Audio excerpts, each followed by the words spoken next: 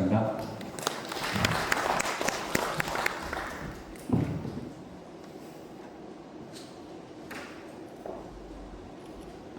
네, 도스코 경영연구원의 박재범입니다. 요즘 이체전지 산업이 좀 어렵다가 다시 또 회복세에 있는 것 같은 또 뉴스들도 많이 나오고 있고요. 저는 우리 배터리 산업이 다시 한번 도약을 하기 위해서 소재 부분에서 이제 필요한 그런 과제에 대해서 좀 말씀을 드리도록 하겠습니다. 네, 지금 요즘에 국내 그동안 제조업을 이끌어왔던 산업들이 좀 어려움을 많이 겪고 있습니다. 대표적인 산업이 석유화학과 철강 산업이라고 지금 이제 얘기들이 나오고 있는데요. 이 국내 이제 대표적인 석유화학 기업들의 실적이 왼쪽에 보시는 것처럼 올해 굉장히 안 좋습니다. 근데 다 대표적인 기업들이 다 적자를 면치 못하고 있고요. 문제는 적자 폭이 더 심해지고 있다는 것입니다. 그 이유는 오른쪽에 표에서 보시는 것처럼 공급 과잉 때문입니다. 특히 이제 국내에서 공급 과잉이 굉장히 심한데요. 위쪽에 있는 오른쪽 위에 보시는 게 이제 석유화학의 공급 과잉 상황입니다. 국내 캐파가 2021년부터 급격하게 늘어났음을 알 수가 있는데요. 그때 캐파를 늘렸던 이유가 중국 특수를 기대하면서 캐파를 많이 늘렸었습니다. 근데 중국 기업들도 캐파를 많이 늘렸기 때문에 우리가 중국으로 수출하기가 어려운 상황에서 국내 수요는 오히려 정체되어 있는 그런 상황 때문에 공급 과잉이 문제가 되고 있습니다. 철강도 비슷한 상황이긴 합니다. 근데 조금 차이가 있다면 철강을 수출을 그래도 많이 해서 어느 정도 석유화학보다는 지금 좀 숨통을 트일 수 있는 그런 상황입니다. 아무튼 그 국내 제조업을 이끌어왔던 두 산업이 많이 어려움을 겪고 있고요. 하지만 제가 생각할 때는 영원히 사양 산업은 없습니다. 영원한 사양 산업은 없고 모든 산업은 다 사이클이 있기 때문에 다운 사이클에 접어들었을 때 얼만큼 잘 버티고 턴으로 올라가기 위한 경쟁력을 잘 확보를 하면서 체질 개선을 하느냐, 이 부분이 굉장히 중요한데, 대표적인 두 가지 산업을 업턴하고 있는 또는 이제 슈퍼사이클의 새로운 단계에 접어들었다라고 하는 대표적인 산업이 두 개가 있습니다. 왼쪽에 보시는 게 반도체고요. 오른쪽이 조선입니다. 조선 산업이야말로 하향 산업이라고 생각했는데 조선 산업이 다시 사이클로 슈퍼사이클에 돌입했다는 것은 정말 이 많은 시사점을 주는 것 같습니다. 철강 산업과 석유화학 산업 그리고 배터리 산업을 한번 비교를 해보면 철강과 석유화학은 앞에서 이제 보셨던 것처럼 이제 공급 과잉이 문제인데 이 2차 전지 같은 경우에는 사실은 국내에서 저희가 공급 과잉에 대한 수치를 논하는 건 의미가 없기 때문에 글로벌로 살펴봤을 때 지금은 2차 전지도 공급 과잉 상태에 있는 건 맞습니다. 근데 하지만 여러 기관들의 전망을 종합을 해보면 그래도 2030년대 초반부터 이 밸런스가 어느 정도 맞으면서 특히나 공급 과잉에 대한 퍼센티지가 많이 줄어드는 상황으로 갈 것이다 라고 예측을 하고 있습니다. 이런 석유화학이나 철강 산업과 차이가 나타나는 이유가 중국 기업들과 경쟁을 한다라는 공통점은 있습니다. 그리고 국내 기업들의 실적이 최근에 안 좋다. 그리고 원재료를 해외에서 조달하고 그거를 가공한 다음에 국내에서 생산한다. 이런 공통점들은 있겠습니까? 그리고 우리나라와 주요국 정책에 영향을 받는다는 것도 이 2차 전지와 철강, 석유화학 산업의 공통점이라고 볼 수 있겠지만 하지만 차이점이 있습니다. 일단 국내 공급 과잉 같은 부분은 없다. 그리고 저 앞에 말씀드렸던 두 산업이 최근 어려움을 겪고 있는 두 산업이 수출에 어려움을 겪고 있지만 2차 전지는 그렇지 않고 또한 국내에서 캐파를 늘리기보다 현지화를 많이 했기 때문에 이런 부분에 있어서 좀 더 차이점이 있다라고 말씀을 드릴 수가 있겠습니다. 그리고 저는 결정적인 차이점이 밸류체인 전반에 있어서 석유화학이나 철강보다 2차 전지는 중국 공급망의 의존도가 계속 심해지고 있는데 이 부분에 대한 경계 목소리가 나오면서 각국의 정책들이 또 이 부분을 견제하는 그런 정책들이 많이 나와서 그래서 국내 2차 전지 산업은 그래도 철강이나 석유화학에 비하면 앞으로 전망이 밝다라고 볼 수가 있겠습니다. 그리고 더 중요한 거는 신규 수요처라고 볼 수 있겠습니다. 조선 산업이 다시 업턴으로 올라갈 수 있었던 결정적인 계기가 미국 내 신규 수요를 저희가 흡수를 하면서 업턴으로 갔는데요. 2차 전지도 비슷한 상황이다라고 볼 수 있겠습니다. 미국 내 수요를 저희가 흡수하는 부분, 그리고 새로운 어플리케이션이 등장하고 있다라는 그런 결정적인 차이점이 있겠습니다. 이 부분은 제가 그냥 그동안 제조업을 이끌어왔던 기계, 석유화학, 반도체 다음이 2차 전지 산업이다. 왜냐하면 미래 첨단 산업에 2차 전지가 안 쓰이는 곳이 없고, 그래서 첨단 산업의 심장 역할을 하기 때문에 이 그동안의 핵심 산업인 기계, 석유화학, 반도체를 잇는 그런 핵심 산업이 2차 전지가 될 것이다라는 내용. 그리고 BOT라는 얘기 들어보셨을 텐데요. 배터리 오브 띵즈. 그러니까 배터리가 첨단 산업에서 쓰이지 않는 곳이 없다라는 그런 부분을 이제 표현한 그림이 되겠습니다. 요즘에 이제 전기차에서 ESS까지 사용이 되고 있는데, ESS를 넘어서서 다른 어플리케이션들에서도 배터리가 많이 사용이 될 것입니다. 그래서 앞에서 말씀드렸던 어려움을 겪는 국내 산업을 이끌어왔던 제조업과는 좀 차이점이 있다라는 부분을 분명히 말씀드리고 싶고요. 이게 제가 한 3개 정도의 기간으로 나눠봤습니다. 첫 번째 시기가 EV를 통해서 배터리가 성장을 했던 시기라면, 두 번째는 이제 ESS. 요즘에 ESS가 워낙 핫한데요. ESS가 또 시장을 쭉 이끌어줄 것이고, 그 다음에 이제 준비하고 있는 게 새로운 차세대 어플리케이션이다라고 볼 수가 있겠습니다. 하늘, 바다, 우주, 그리드, 웨어러블 이런 전체 영역에서 배터리가 다 사용이 될 것입니다.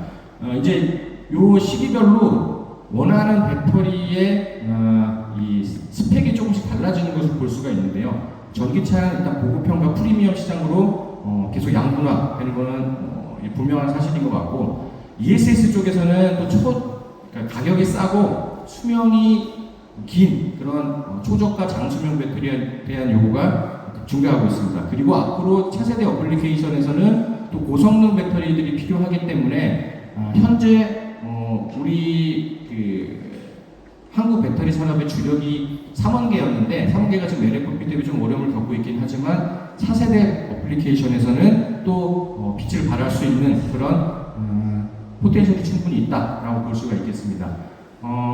소재 역할이, 배터리가 이렇게 중요한데 소재 역할이 정말 중요한데요. 지금 그러니까 전기차의 예를 들어서 말씀을 드리면, 전기차가 필요로 하는 주행거리를 늘리고 가격을 싸게 만들고 좀 빠르게 충전을 하고 그리고 안전하게 만들어달라, 이 부분을 다 충족할 수 있는 것은 결국에는 배터리 소재를 통해서 충족을 할 수 있는 겁니다.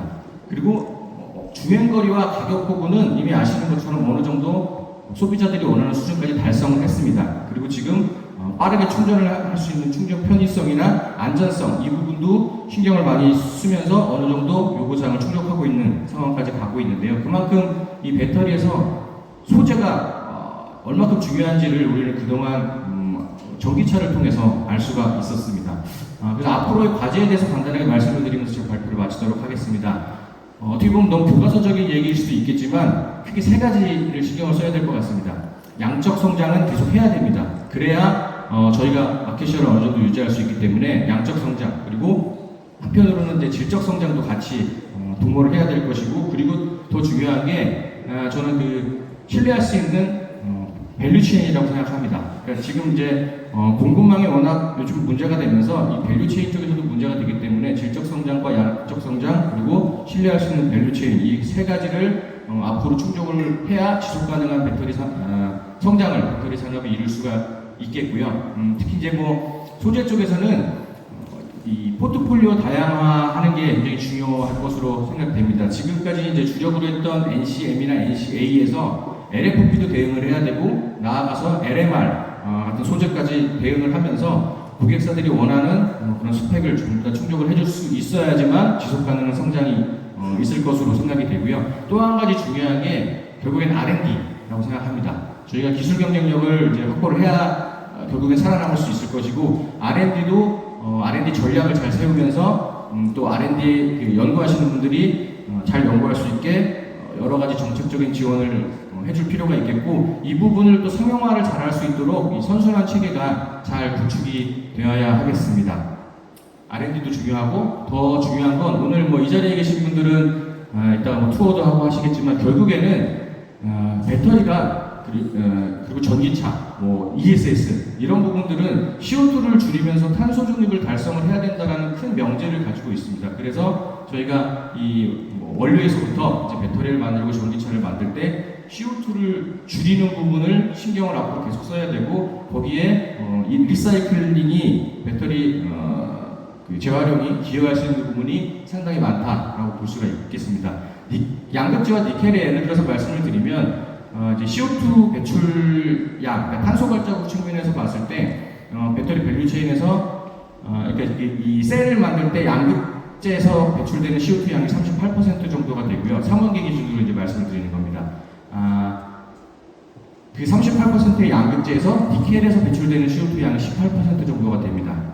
근데 니켈은 어떤 공정을 사용하냐, 어떤 공법을 사용하냐에 따라서 CO2 배출량이 현격하게 차이가 납니다. 그래서 이 부분을 그러니까 결국에는 공정 개선을 통해서 CO2를 줄이는 부분까지 신경을 써야 된다라는 말씀을 드리고 싶습니다. 이 부분은 아까 제가 말씀드렸던 TVC에 대한 내용이고요. 그러니까 이 밸류 체인이 그만큼 신뢰할 수 있는 밸류 체인, 여러 가지 밸류 체인의 종류가 있는데 TVC라는 게 결국에는 신뢰할 수 있는 밸류 체인, 트러스티드 밸류 체인의 약자인데 이 부분이 최근에 주목을 받고 있고 굉장히 중요성이 커지고 있다. 그 예로 저는 흑연의 수출 통제에 대한 말씀을 좀 드려보고 싶습니다. 중국에서 재작년에 음극재에 들어가는 흑연 수출 통제를 해서 그때 한번 이 공급망에 대한 중요성이 또 다시 한번 부각이 된 적이 있었는데 최근에 또 중국에서 여러 가지 양극재, 음극재 기술 또는 리튬 추출 기술 이런 것들을 수출 통제하겠다라고 또 발표를 했습니다. 근데 수출 금지는 아니지만 계속 이렇게 수출을 통제한다라는 것은 언젠가 다시 영향을 받을 수 있는 그런 부분이라고 그동안 저희가 이제 학습 효과를 통해서 그 부분을 충분히 알고 있기 때문에 그래서 TVC 신뢰할 수 있는 밸류 체인의 중요성이 우리나라에서도 그렇지만 해외에서 더 주목을 받고 있고 그래서 한국에 있는 배터리 기업들 특히나 소재 기업들이 러브콜을 많이 받는 게 그런 이유 때문이다라고 볼 수 있겠습니다. 그래서 제가 포스코 경영연구원이 있다 보니까 포스코의 사업을 간단하게 소개를 해드리면 아까 있었던 그 음극재 수출 통제 이런 부분을 저희는 사실 예전부터 그럴 가능성이 충분히 있다라고 이제 예상을 했었습니다. 그래서 음극재 사업이 계속 좀 부침을 겪고 있긴 하지만 천연흑연 음극재에서 인조흑연, 실리콘, 리튬 메탈 음극재, 차세대 음극재까지 이렇게 포트폴리오를 다양화하면서 공급망 강건화를 위해 노력을 하고 있습니다. 음극재 예를 말씀드렸는데 포스코에서 음극재 외에도 여러 가지 사업들을 하고 있습니다. 양극과 관련된 원료 사업들 그리고 음극재는 제품 포트폴리오와 원료까지 이렇게 다양하게 사업을 하고 있고 2010년에 음극재 사업을 시작했고 양극재는 2011년도에 시작을 해서 이제 10년 좀 넘게 이렇게 계속 역량을 쌓아오고 있습니다. 이제 저희가 대표적으로 최근에 많이 신경을 쓰고 있는 게 리튬 사업인데요. 리튬은 아르헨티나의 이제 우량 연모를 가지고 있습니다. 아르헨티나의 저 정도 수준의 연모를 가진 기업이 세계에서 한 5개 정도밖에 안 됩니다. 그러니까 물론 리튬 기업들은 굉장히 많은데 리튬을 제조하는 회사들은 다 저런 연모에서 고순도 탄산 리튬을 만든 거를 가져가서 컨버팅하는 회사들이 많습니다. 특히 그런 회사들이 중국에 많은데요. 그 회사들이 결국에는 다른 회사에서 만든 이 원료를 사다가 다시 컨버팅을 해야 되기 때문에 비용이 높을 수밖에 없습니다. 그러니까 이렇게 좋은 자원을 가지고 있는 기업들이 원가 경쟁력을 결국엔 낮출 수 있다. 그래서 저희는 리튬 연모에 투자를 했다라고 보시면 되겠고요. 호주에 있는 광석도 비슷하게 좀 알아보고 있는 게 있고 미국과 캐나다에서 저희가 이제 비전통 자원으로 이용을 해서 이제 DLE 다이렉트 리튬 익스트랙션 추출 기술로 리튬을 생산해보고자 지금 데모 플랜트를 준비하고 있습니다. 근데 DLE는 이 소량의 그리고 리튬 성분이 좀 낮아도 이렇게 리튬을 잘 추출할 수 있다는 그런 장점이 있긴 하지만 DLE를 통해서 아무리 리튬을 잘 뽑더라도 좋은 염수에서 뽑는 것보다 이 경쟁력이 더 좋을 수는 없습니다. 그러니까 지금 개발이 안 된 그런 염수 개발에는 DLE가 잘 활용이 될 수 있지만 결국에는 좋은 자원을 가진 기업들이 결국에는 살아남을 수밖에 없고 지금도 리튬 가격이 이렇게 많이 떨어졌어도 저런 좋은 연구를 가진 기업들은 다 이익을 보고 있습니다. 컨버팅하는 회사들은 지금 이제 손해를 보고 있고요. 그만큼 이제 좋은 자원이 중요하고 포스코는 리튬 자원에 있어서 신경을 많이 쓰고 있다라는 걸 이제 강조를 해드리고 싶고요.